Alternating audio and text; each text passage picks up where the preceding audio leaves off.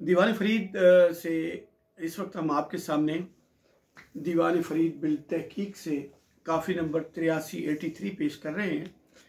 अगर ये इसका मकसद सिर्फ यही है कि हम आप तक दुरुस्त तलफ़ुज़ के साथ और दुरुस्त मतन के साथ आप तक इसको पहुँचाएँ। ये अमानत है आपकी जो हम आप तक पहुँचा रहे हैं। काफ़ी नंबर 83 जो है इसके मिसरे हैं 26 और इसके अल्फाज है 115 और राग इसका माहिरीन मौसीकी ने तिलंग बताया और बनाया है।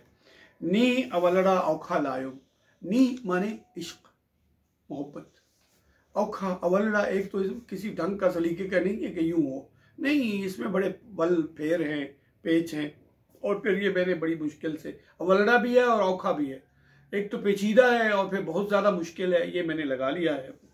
सिक पल पल दी मार मुंझायुम, सिक माने तलब, तड़प, चाहत, ख्वाहिश, ये सब सिक में आता है। पल पल दी मार मुंझायुम, लम्हा बलम्हा की जो ये चाहत है और सिक जो है इसने तो मुझे मार के मुंझा दिया। मुंझाने का मतलब होता है दम बखुद हो जाना, बुझ जाना और उसमें कोई बाकी हिम्मत बाकी ना रहना। मुंझा ये मुंझण से है, तो मुंझायुम मुझे उसने बुझा के गोया रख दिया। और पुछ दी मुल्ला बामण जोशी केड़ा वक्त मिलण दा होसी, पुछ दी मुल्ला बामण जोशी केड़ा वक्त मिलण दा होसी, ढोल असाडे वेड़े औसी, रंज हिजर दे सख्त सतायुम। मैं मौलवी से जाके पूछती हूँ कि मौलाना कोई आप फाल निकाल के कोई तरीके से मुझे बताएं, कोई ख्वाब इस्तिखारा करके मुझे बताएं कि वो किस वक्त आएगा, कब आएगा। और फिर मैं बामण यानी जो हिंदू का बड़ा होता है उसके पास भी वो कुछ उसे कहते हैं भविष्यवाणी कहते हैं, भविष्यवाणी मुस्तकबिल की बात बताना, उससे पूछती हूँ। ज्योतिषी के पास ज्योतिषी का जोशी किया गया है, उसके पास जाकर पूछते हैं कि वो मिलने की घड़ी कब है, कब वो मुमकिन है कि वो मुझे मिलने आए। और ढोल असारे वेड़ है उसी, वो महबूब हमारे सहन में तशरीफ़ लाएगा, हमारे घर हमारे सहन में तशरीफ़ लाएगा। रंज हिजर दे सख्त सतायुम, और उसकी जुदाई के रंज ने, दुख ने, तकलीफ़ ने मुझे बहुत ज़्यादा सता रखा है। और रोही उठड़ी मेघ मल्हारा, बूटे बूटे थ्या गुलजारा, शाला मोड़े में दोस्त मुहारा, भाग सुहाग दी मौसम आयूं। वो नहीं है, अब कैफियत ये है कि रोही उठड़ी यानी बरस गई है। वो ये उठन वसन से है, इसका मतलब वसन है। वसन का मतलब दो है, वसन का मतलब आके बस जाना और वसन का मतलब बरसना और बसना दोनों है। आके कहीं टिक जाना, बसना ये भी है और बरसना भी है। रोही उठड़ी मेघ मल्हारा, और रोही मेघ है, मल्हार है और उसमें हर हर बूटे पर गुलजार है। और शाला मोड़े में दोस्त मुहारा, अब शाला का लफ्ज़ साइकी में बहुत ही खूबसूरत है।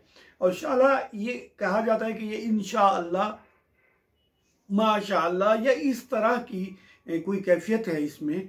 शाला यानी दुआया कलिमा है, शाला मोड़े में दोस्त मुहारा, कि खुदा करे कि वो इस तरफ मुहार मोड़ ले।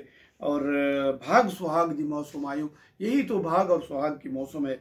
अखियां रोवन दिल कुरलावे, दिलड़ी जुखदी तन तड़पावे, रात दिहां आराम न आवे, दुख दुहाग दे बार उठायुम।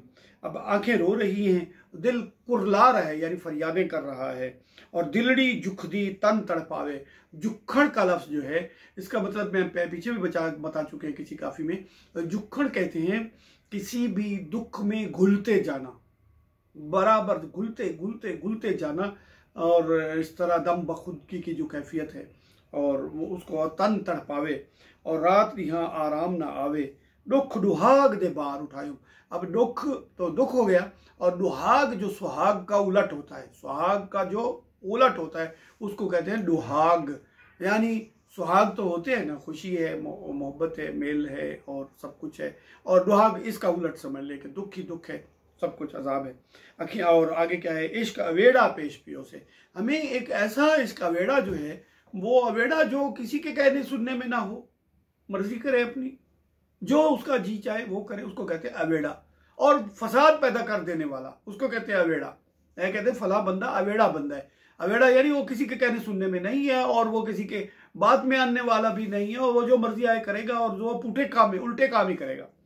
और पेश पियो से, अब पेश पियो से का मतलब हमारे पेश आया, पेश पियो से का मतलब यूं भी है कि हमारे पीछे पड़ गया। ये अजीब है, यहाँ पर लफ्ज दोनों में माने होते हैं। हमारे सामने आया पेश पियो से, पीछे पड़ गया ये भी ठीक है, इसका मफहूम ये भी लिया जाता है। और दर्द किशाले सेज ढियो से, अब दर्द और किशाले जो है वो हमें सेज बनकर ढियो से, ढियो से लफ्ज फिर सुन लें, ढियो से, ये इसका मसदर है ढहीजन। अब ढहीजन का माना और है, ढहीजन का माना और है, थोड़ा सा लफ्जी इसमें इख्तलाफ है। ढहीजन का माना होता है किसी का गिर जाना या कुश्ती में हार जाना, कंधा जमीन पे लग जाना वगैरह, इसको कहते हैं ढहीजन यानी हार जाना। और ढहीजन डाल की हल्की सी जेर के साथ जब आता है तो इसका मतलब होता है मिलना अता होना, मिलना अता होना या कोई चीज दस्तयाब होना। एक मुहावरा है इसराइकी में कहा जाता है बाबे को बिज न ढहीजे मत हल वहां पौधे होवन, यानी एक नकम्मा जो है वो ये कह रहा है कि बाबा लेने गया है कहीं से बीज, खुदा करे उसे कहीं से बीज न मिले, नहीं अगर उसको बीज दस्तयाब हो गया तो वो आके मुझे कहेगा कि चलो हल चलाओ और जमीन को आबाद करो, और मुझे बीज ढहीज गया है यानी मिल गया है। और इस तरह के दर्द की शाले सेज ढियो से, यानी दर्द की जाले की हमें सेज मिली है। और मूझ मुजारी हार पतों से, और मूझ का लफ्ज जो है वो मिलने की तड़प और ना मिलने का दुख, इसको कहते हैं मूझ। और मुझारी होता है दम बखुद हो जाना, हवास बाख्ता हो जाना, हिम्मत न रहना, हार जाना गोया। और बार हार पतों से कि इसका हमने गले में हार पहन लिया है।